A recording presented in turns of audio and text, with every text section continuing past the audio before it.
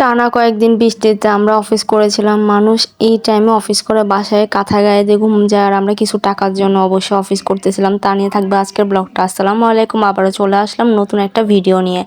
এটা হলো অফিস টাইমে আমরা একটু বের হয়ে আমি আর আমার কলিগ মিলে দেখতেছিলাম কি অবস্থা। আর এত পরিমাণে কালো পানি এসেছে, সবাই জানে আগ্রাবাদে একটু বৃষ্টি পড়লে পানি উঠে যায়, আর তার মধ্যে সাথে হলো জোয়ারের পানি। সব মিলে এত পরিমাণে পানি ছিল, সেদিন চিন্তা করতেছিলাম আমরা বাসায় কিভাবে যাব। বাসায় তো যাওয়া পসিবল না, এমন একটা অবস্থা হয়েছে।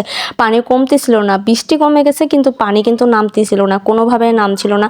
পরে কি করবে, আমাদের ছোট গাড়ি যেটা আছে আমাদের এক্সপ্রেস ওয়ানে, ওই গাড়ি একেবারে আমাদের মেন গেটে এখানে ছিল। আমরা অনেক কষ্ট করে আমি আর আমার কলিগ মিলে এবার উঠি, কোনো মতে গাড়িতে উঠি। তারপর আমাদেরকে হলো মোড় পর্যন্ত নামিয়ে দিয়েছে। এরপরে থেকে আর কোনো পানি নাই, মেন রোডে তেমন একটা পানি ছিল না। টানা বৃষ্টি পড়তেছিল, আর টানা বৃষ্টিতে তো অফিস করতে হবে, অফিস মিস দিলে তো সমস্যা। এর মাঝে বাসায় গিয়েছিলাম, বাসায় গিয়ে আবার বের হয়েছিলাম বৃষ্টির মধ্যে। কিন্তু শাকসবজি ভালোই পাওয়া যায়, আমাদের বাসার নিচেই কিন্তু সবজি টবজি সব কিছুই পাওয়া যায়। তো এখান থেকে কিছু বরবটি, সিম এগুলো নিয়ে গেছিলাম বাসায় রান্না করার জন্য। আর তাজা তাজা সবজি পাওয়া যায় দেখি, সেজন্য আমাদের সুবিধা, বাসার নিচে ছিল।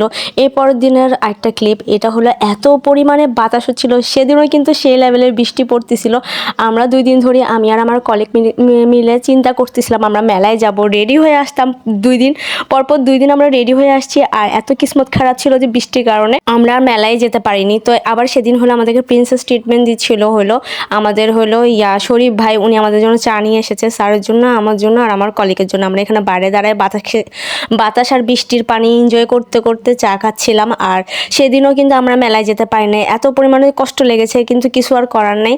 আর এখানে বাইকের সামনে আমি কিছু ভিডিও ক্লিপ নিচ্ছিলাম। তারপরের দিন হলো আমরা বের হয়েছি বিকালের দিকে।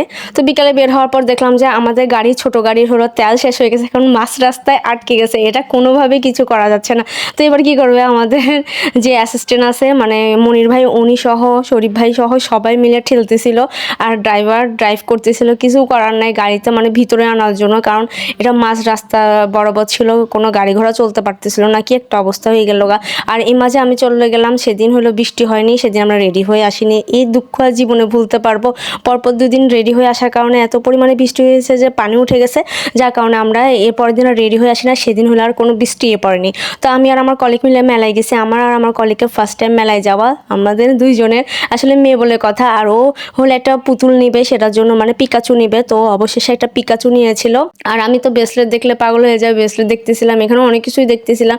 মেলায় তো আমি এর আগেও এসেছিলাম। ওয়াটার বোতলগুলোতে টিকটক লেখা আছে, এটা দেখে একটু অবাক হইলাম। যাই হোক, এখানে ড্রেসগুলো দেখতেছিলাম, এখানে ড্রেসগুলো ছিল হলো 250 টাকা করে। এখানে ড্রেসগুলো ভালোই লাগতেছিল। আমার আর আমার কলিগের অনেক ইচ্ছা ছিল যে আমরা 2জন একসাথে আসবো মেলায়। ফাইনালি আমরা অবশেষে আসতেই পেরেছি মেলায়, কিন্তু আমরা রেডি হয়ে আসতে পারি না, এটার জন্য দুঃখ লাগছিল। থ্যাংকস ফর ওয়াচিং, আল্লাহ হাফিজ সবাইকে, আসসালামু আলাইকুম।